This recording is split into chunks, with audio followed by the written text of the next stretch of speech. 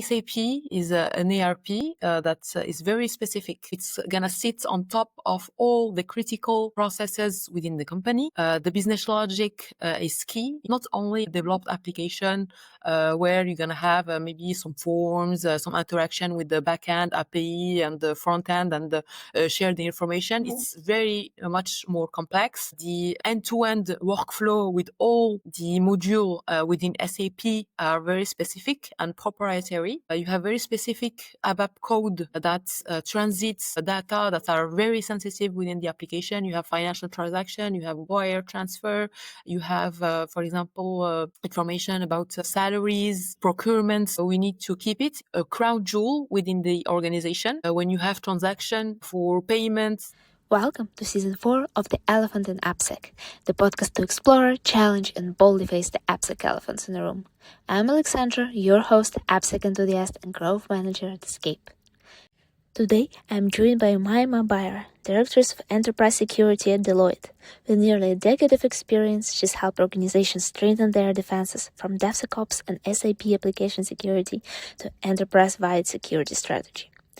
Beyond her professional roles, Oumaima is an active member of the cybersecurity community. She often takes part in OWASP France chapter meetups, where we met, and international OWASP and cyber events, sharing insights and learning from peers. She's also a passionate advocate for women in cybersecurity, inspiring the next generation of cyber leaders to step confidently into the field. In this episode, we explore the unique challenges and security risks of SAP systems, a business management and automation platform relied on by countless global organizations. We discuss why understanding business logic is critical to application security and why this is especially important when it comes to securing SAP. Oumaima also shares her perspective on global differences in security maturity and offers practical advice on preparing for crisis management with efficiency. If you enjoy this podcast, don't forget to subscribe and follow it on your favorite podcasting app or YouTube. It's the best way to avoid missing future episodes. And with that, get ready to hear Oumaima opinions. Dive right in. Hi, Oumaima. It's very exciting to have you on the Elephant and AppSec podcast. Thank you so much for joining me today. I've never had a conversation about SAP applications, like system. I think for those who don't know, maybe what SAP applications are. It's systems, applications and products and data processing. It's actually like the first time we're talking about this topic on a podcast, and you have more than 10 years of experience, in cybersecurity. So I'm very excited to pick your brain, on that. And I think what makes it a little bit fascinating is that it's not a normal system.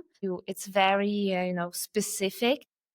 With a specific code deployed on the top of those applications. So the security risks are not always the same and not immediately obvious for people who are not as familiar with it. On your side, what specificities do you see, and how do you approach, understanding the logic of these applications? First of all, thank you, Alexandra, for having me. I'm happy to share the knowledge that I've been working on for the last year. So what you need to know is that SAP is an ERP that is very specific. So you have a lot of interaction with business, with finance, supply chain, procurement. So it's gonna sit on top of all the critical, I would say, processes within the company. The business logic is key. You need to understand, for example, an accountant is going to do an account payable and account receivable. What are the transactions that are happening within the system? And that's what makes it, I would say, very specific. It's not only, I would say, a developed application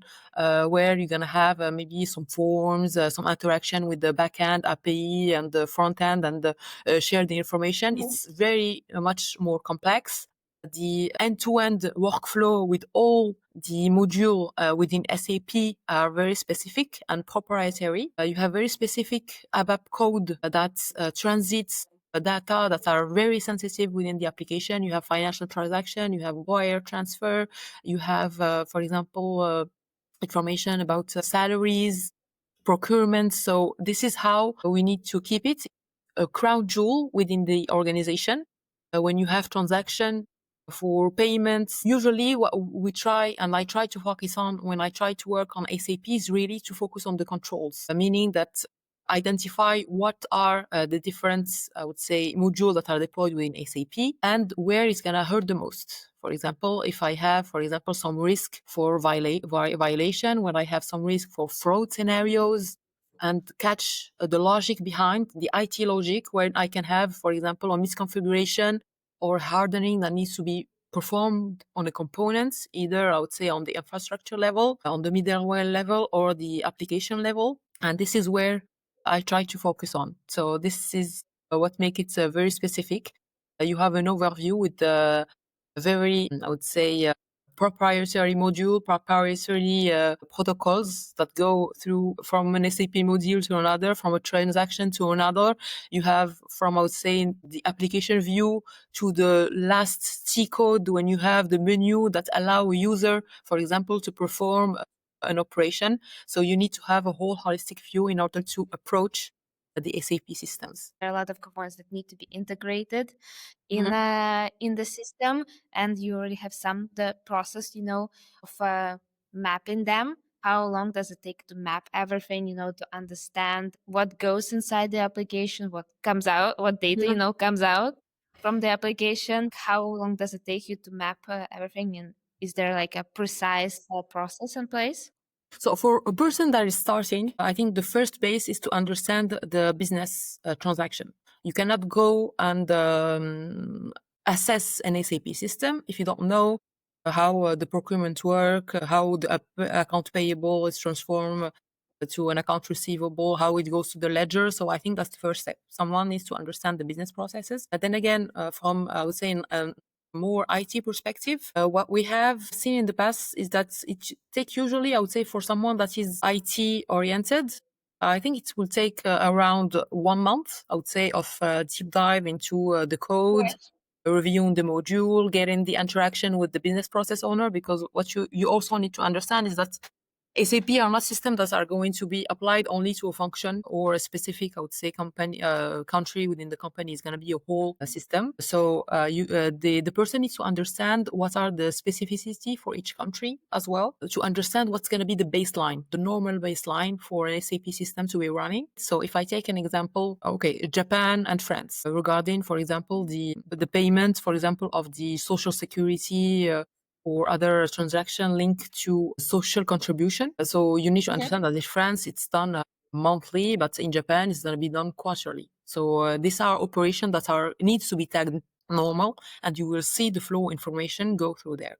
So this is, I would say, the first point. The second point that's going to be taking a bit more time is, for example, the code, the ABAP code that is used within SAP, use protocol that are hidden usually from generic scanner. So if you have a generic scanner within the market that goes through, I would say, a normal web application, you will not see and analyze the whole code. It will not be able to do it. We will need to use specific SAP tool in order to analyze the whole code. There is also a lot of custom codes that is done per instance, per installation. So they are pretty unique, usually undocumented as well. Yeah. Usually it take me two to 3 weeks in order to go through the whole custom code and then analyze and treat, I would say, each SAP module as a whole, as I would say, as a standalone, and then as a whole. Because this is where you have, I would say, most interaction within the flows, within the API that are not done in the patches. You don't have deep login as well for this kind of interactions. So this is where I usually spend a lot of time. It looks like there is a lot of manual work involved to understand everything and to review everything. Do you believe that maybe with the rise of the AI, there will be tools eventually that can help you not to review everything, to spend like 2 or 3 weeks to review all parts of code on your own? Yeah, I have worked with specific SAP tools in the past. I don't know if I can mention them or not. You have, no? Okay. No tools. So I have worked with a bunch of them in the past. Very much used like any other other, I would say, SaaS, DaaS, you have a lot of maybe sometimes false positive, etc. Money works comes then. And yes, I hope that with AI, we will see emergence of, I would say, understanding the transaction and how it's done. I hope, and I'm working on it as well. So trying to understand what is, for example, the normal usage of SAP from a business perspective. So you're gonna have, I would say, transaction that's gonna go through the whole month, but you're gonna have specific transaction that's gonna come at the month end, and you won't see them during the whole month. So you don't need the tool to flag them as something not usual because it's specific. You have your month end closing that needs to be done. You have also the year end closing for the fiscal year that needs to be done.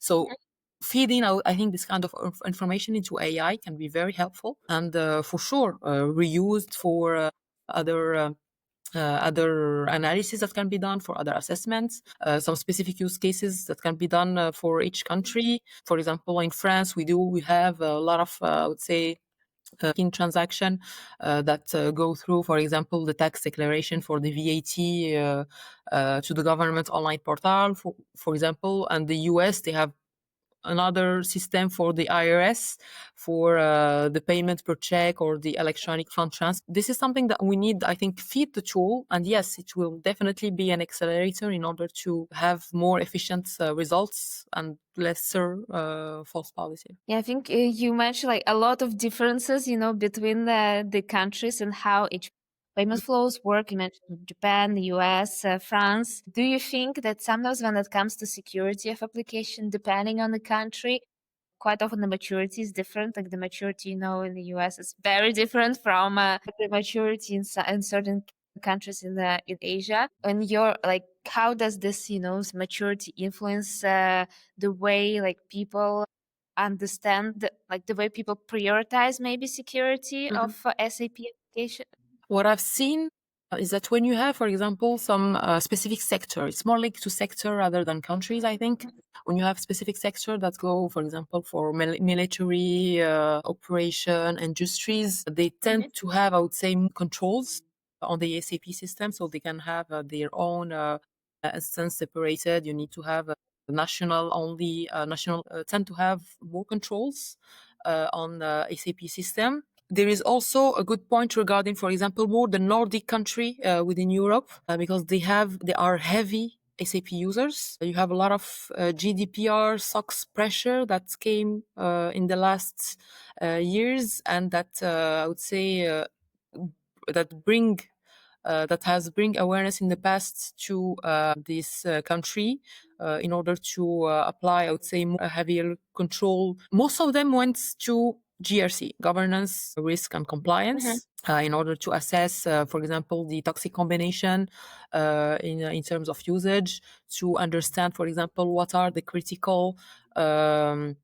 transactions that are performed, who are the users that are performing them, making sure that they have, for example, validation from a manager. If for example, if someone requests an access to an ACP responsibility to, for example, to perform, for example, change the RIB and, for example, perform a bank transfer. So most of them went this route. There is also another route more linked to detection. So what I've seen, I would say, in the past years is that today SAP systems are more connected to SOX, to SEM, to source components. Even I would say, the markets has worked on, I would say, specific, for example, connectors between SOC tools and SAP, because they understand how critical it is. And yeah, this is, I would say, the big trend that I have seen.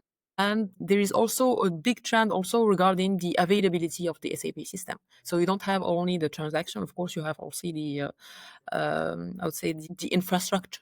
Sorry, the infrastructure. So business continuity is a must. When you have, for example, sale, manufacturing, uh, and operations that are performed within the company, and you have a strong dependency for SAP. So they do work a lot on, for example, the backups. They do work a lot on, for example, the business continuity in order to ensure that they have return to normal, a much easier return to normal, and how they can perform it. And like it looks, like there is a lot of different, well, there are a lot of different exceptions and a lot of different moving points that you need to understand. But correct me if I'm wrong, but I didn't come, for example, any OWASP related working group that's dedicated specifically to like maybe creating some framework or something for the SAP systems. Like there are a lot of, different frameworks, different working groups, even several working groups now on AI. But there is something so critical and maybe something that is well more basic that a lot of organizations use, but there is no like working group for that. Why do you think that is, and should there be one? Yeah, I think it's not why is I think that today I haven't seen an open group in OWASP regarding SAP. I think that most of it is because the code of SAP is proprietary. So I don't think that people do have access to instances for test or for anything else. Even if you want to instance test, SAP is going to make you pay for it. So I don't think that's something that's it's more a question of I think resource and access to SAP system. But once you have them, right? I've been working in the past into creating with my own experience and with my colleague security framework for SAP. So taking into consideration the code, the infrastructure, the configuration, the compliance, the control, everything for put.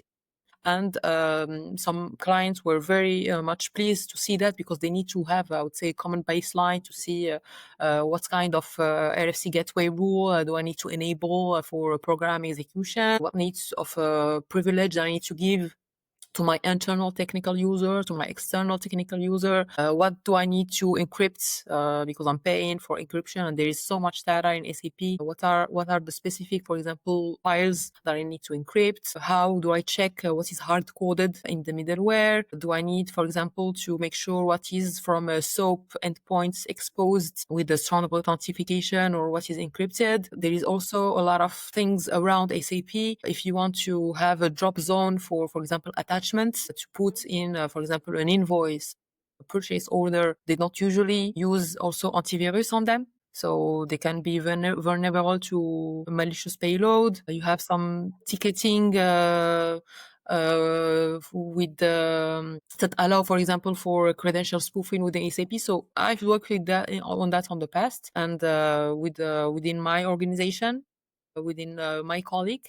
But there is also something new for SAP that has, I would say, I hope, revolution the market now, is that SAP is going to stop the supports for the previous module, so ACC and everything before that. And now they are pushing in the next 2 years to migrate everyone to SAP S4 HANA or SAP RISE that are going to be completely on the cloud. So companies are now saying, okay, they need to, actually, they all need to migrate. A lot of big companies that I have worked with has already started the journey in order to identify what kind of data do they have, how many instances, in terms of course, of I would say more business perspective, but also from a technical perspective. If you need to migrate everything into the cloud, how do you go put on, for example, data that's going to be linked to privacy, linked to military, linked to a national only, where do I put them? There is also, I would say, an awareness regarding, I would say, data privacy and data protection, first of all, and compliance. Now they're starting to understand a system that have been running for the last 30 years that they haven't touched. So now they need to migrate. So it's good. It's good to have, I would say, 30 years? yeah, yeah. I've seen more, but I'm not going to say where, but I have seen more longer. Yeah, but now they are actually understanding that they need to migrate. They need to involve the IT, because most of the SAP integration back then have been performed by business operation, because they needed that. Yeah, sure. Now IT is more involved, and cybersecurity comes with where do we put our data? Do we need to migrate, for example, the history because we have a SOX audit from a financial perspective? How do I make sure that it's segregated?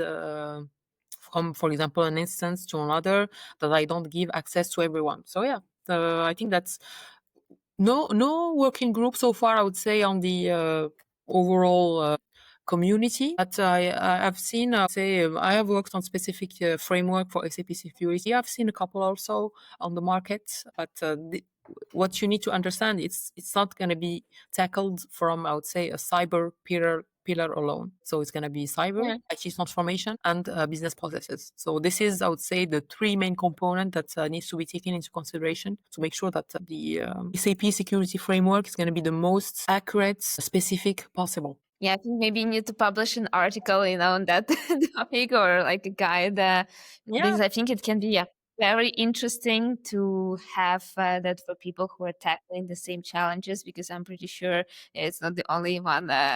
Also, not the only one client probably who is 30 years or more haven't touched their systems, and then trying to migrate, and then trying to also understand all the moving parts that are involved, like when you put something in the closet and then you suddenly have to move locations. I know I recently moved, so I know even after like 5 years how much effort it takes when you haven't really touched something in the closet very very far underground. Yeah, and then you find it. You open the closet and it's surprise. It's been there the whole time. Yep, and you thought it was lost as well sometimes, some things. And when I was researching as well on the topic of the SAP systems, I saw that patching and like applying different SAP security nodes is kind of a crucial part of maintaining a secure environment. How, in your experience, do organizations approach, this patch management and patching? Like, how long does it take? Were your clients usually proactive, or more like, you had to push them to do things? To be completely honest, it's more a reactive approach. So I think SAP is very good in publishing their SAP security notes. They go, even if they don't have the patch right away, they're gonna suggest a workaround. It's something that we have seen in the past, and most of them, I would say, monitor what comes from SAP. So there is also, I would say, most of them go monthly for patches. I've seen some companies and organizations doing it quarterly, but I don't recommend it. So, for example, for even for medium, low, monthly is good, but for critical, I would say CVEs, don't wait that long. So that would be my recommendation. 2 months ago, there was like a huge. So this is my experience. So we had a huge zero-day vulnerability alert from SAP. Actively exploited, CVSS 10, so nothing higher. So it affected, I would say, all the SAP Java system using NetWeaver Visual Composer components. If a company have activated it, so they were at risk for sure, but some company don't. The exploit was that it's for everything that's what it was internet facing. I would say the exposure was very, very high. SAP was pretty much very anademat about the emergency patch that they have launched right away. There were, for example, some requirement that needed to be done, but even in this case, they had like a workaround that has been published. There were a lot of, I would say, movements for the community that work on SAP cybersecurity to make sure that we alert all our clients, because most of them, like I said, were doing monthly patches, and we try, I would say, to give the news, fast track the remediation. Sometimes even, I would say, work for the workaround, do the virtual patching on the firewall, maybe rules as a short term to stop, for example, what's coming from the internet. There is also, I've seen for 2 organizations, proactive measures, actually. So they have like day-to-day KPI patch reports, not only for SAP, but for all their crown jewels that they follow up each daily. And it was more a cultural shift because they have preferred in terms of business operation to have planned maintenance, right? To make sure that the business user are aware if there is, for example, critical change that needs to be done, that's going to be done from 8 to 10. Don't expect the system, expect the system to be down during some period. It's very, for example, specific from some use cases, but at least it was a cultural shift. It was planned. Users were aware of that. And it was, in terms of risk for these two companies, I would say acceptable to have possible shutdown of the system during a specific time frame, or the breach and the downtime that they are going to have. And the potential fines for compliance because of the breach that they can't thoroughly have on their side. But yeah, it seems like a super stressful period. And I think for you, how do you feel, for example, when something like this arrives? But usually when you like work in a consultancy, you have a little bit, how to say, less sometimes influence internally. And because it's just how the way more internally how the people approach it in their mindset. Did it always work out for you to persuade them to act on it, you know, to even on reactive measures right away? Or did you have sometimes moments where you were a bit more stressed because you really wanted to influence, but it did not work out exactly the way that you wanted it? No, I think you said that in the in the question. My job is to advise. So I try, for example, with my clients to be very proactive when it comes to alerting. For example, if we have a 0 day or something that needs to be fixed, usually it's not only, I would say, the job of the day off, but it's, for example, the process that you're going to put in place. Everything is going to be perfect if you're ready for it. So the mindset that I always I would say share with my client is the zero risk doesn't exist. I think all of us within the security community know that. But if you are prepared, you work on your resilience. So how much time it's going to take you to go back to the normal, I would say, way of working. You have the right, I would say, preparation, the procedure. So if you are prepared enough, for example, through crisis simulation exercises, you have the procedure that are documented. You know who are the people that you need to contact, the backup of the people that you need to contact, the backup of the backup of the people that you need to contact, because they have the right access. They are the admin that can perform the operation on the infrastructure level. So the preparation is key. And then when you come to D-Day, I think that my job is, of course, to alert, make sure that I have, I would say, all the rights, for example, use cases in order to implement a change. I'm already aware, for example, of the change process within the company. So I know that it needs to go through an emergency cab. These are the people that that we need to have the validation of beforehand. So like I said, preparation and D-Day, be very specific, oriented to this is what we need done. This is the impact if we don't. We have this scenario that's going to be, for example, taking that much resources with that much downtown, or we have a B scenario, even C scenario, in order to ensure that we have the proper change. And then again, I'm going to provide all the information that are required. The decision, of course, is going to be on my client side. But if you provide the right information with the right level of detail to the right stakeholders, usually it goes through. I haven't experienced, I would say, a no-go in my past years when we present a critical vulnerability, because even I don't like to, I would say, scream. There is an expression, I think, scream at wolf. If there is not a real problem, you don't need to scream. You can manage it in project mode. So when you come to them, they know that it's critical. They know that they are going to be impacted. We have prepared them in the past to what to do.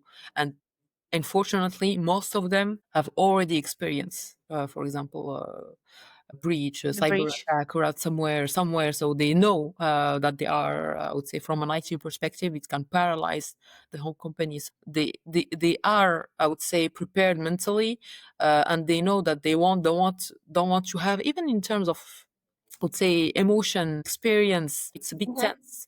to be in this kind of situations. Having, I would say, the support of the top management is always, I would say, a very big plus. Yeah, I think in cybersecurity, and especially consulting cybersecurity, you need to have a lot of patience, a lot of deal stress management.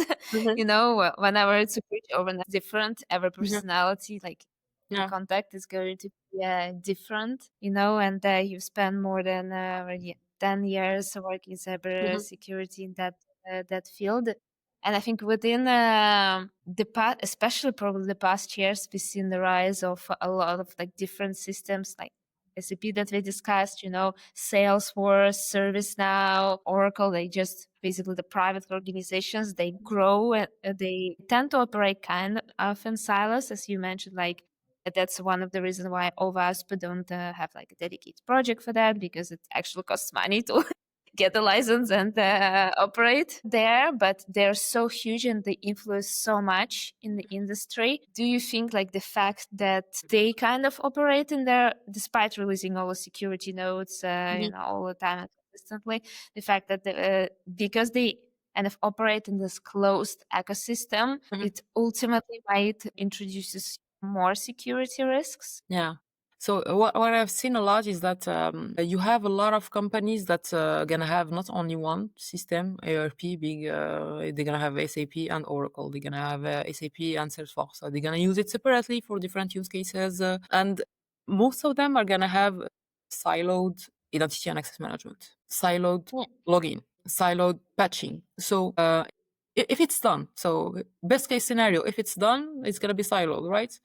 And it creates sometimes blind spots, for example, for the detection and response team, for I would say obsolescence team that are not going to be aware of everything that's deployed. The priority protocol, like I said at the beginning, are not really integrated with the standard tool that are used.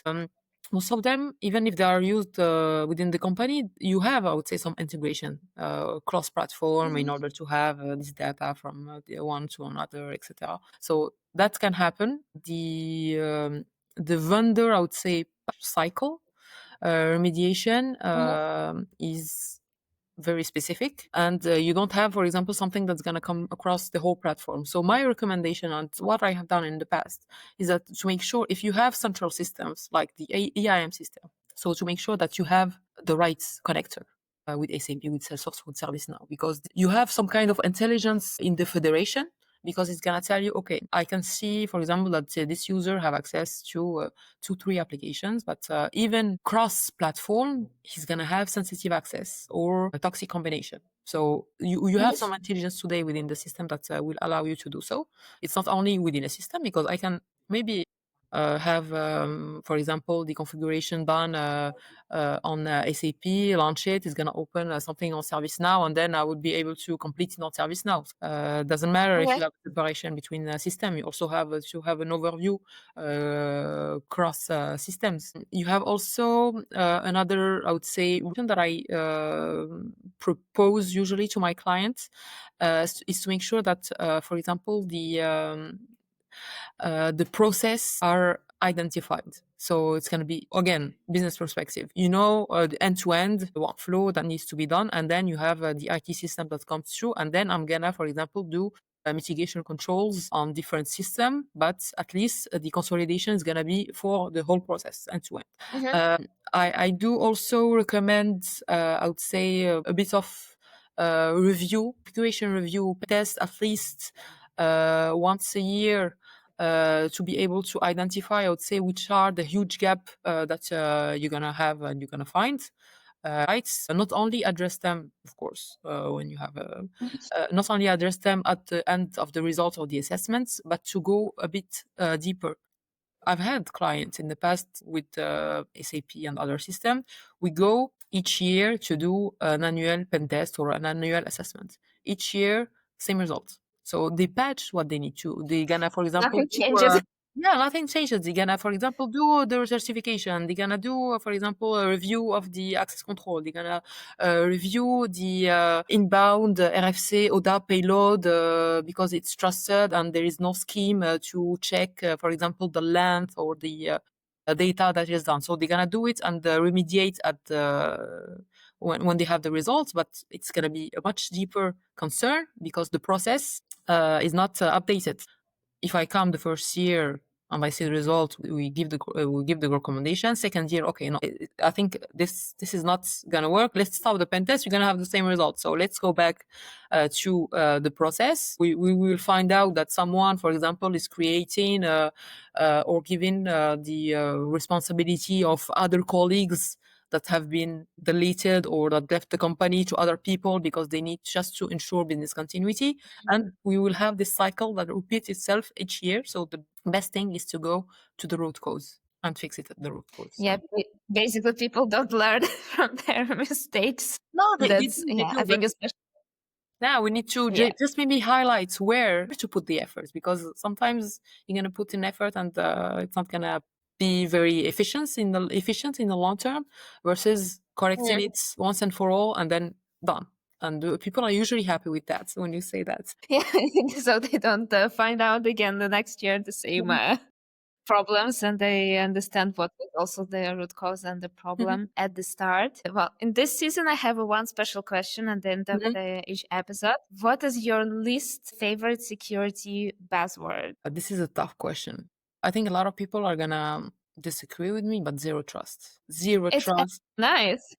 Zero trust. The concept is nice, right? But it was existing already. We were doing segregation on the network level. We were doing segregation at the identity level. We were already doing it all. But now I think it's okay. Of course, don't trust anything that's outside of your control, I would say, zone. That's the whole point of, I would say, security segregation. We've been doing it since VLAN were invented, right, from the segregation. Zero trust. I think it's maybe a buzzword for a company to reinvent maybe their security strategy. When you want to create a zero trust program or zero trust transformation, don't reinvent everything. Use what's already existing. Make sure that, for example, that the teams that have worked on it have, for example, a common set of rules, and then deploy it. It's just, I would say, it's just a reinvention somehow of what different security teams are already doing, but zero trust is my least favorite buzzword right now. Yeah, you would actually be surprised that some people do agree with you. Oh, okay, So perfect. you're not allowed. Okay. Yeah, but that's actually good to hear. Yeah, for sure. Well, thank you so much, Maiman, for coming on the podcast and sharing your knowledge and your experience with me. It was really a pleasure. Pleasure as well. Thank you so much for having me, Alexandra, and I'm looking forward to seeing all the new episodes that you're gonna have for this season. Yes, thank you. Thank you so much.